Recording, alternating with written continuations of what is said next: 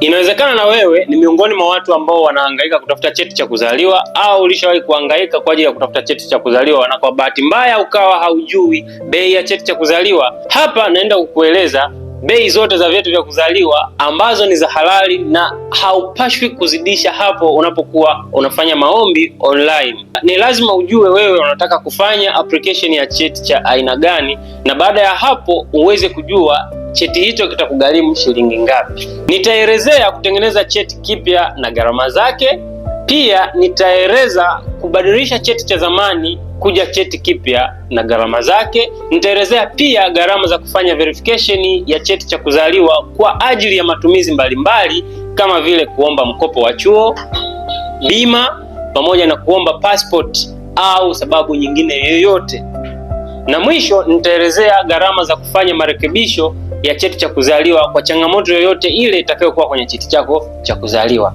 Sasa tuanze na wale wanaofanya application ya vyeti vipya. Kama unaomba cheti cha mtoto ambaye anaanzia miezi mitatu, yani siku 90 hadi miaka 9, huyu unatakiwa kugharimia shilingi 8,000 tu, ambayo utagenerate control number na utalipia kwa simu au kwa benki.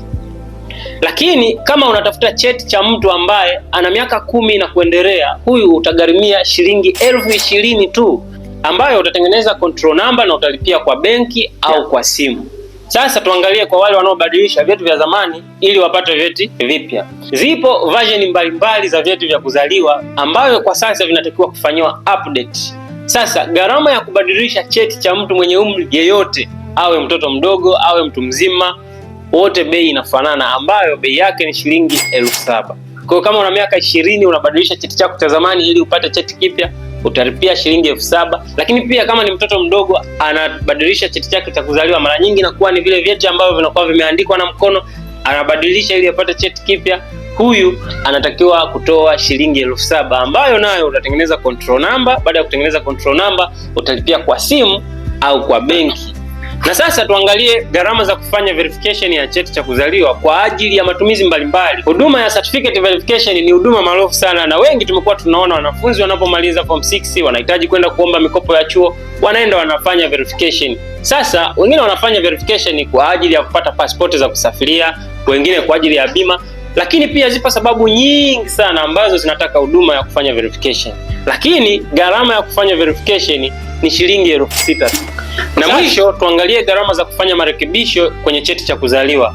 Hapa watu wanafanya marekebisho kwenye vyeti vya kuzaliwa, aidha ni kuongeza spelling au kupunguza spelling. Kwa mfano, mtu kuna herufi inazidi anahitaji kuitoa, au kuna herufi inapelea anahitaji kuiondoa.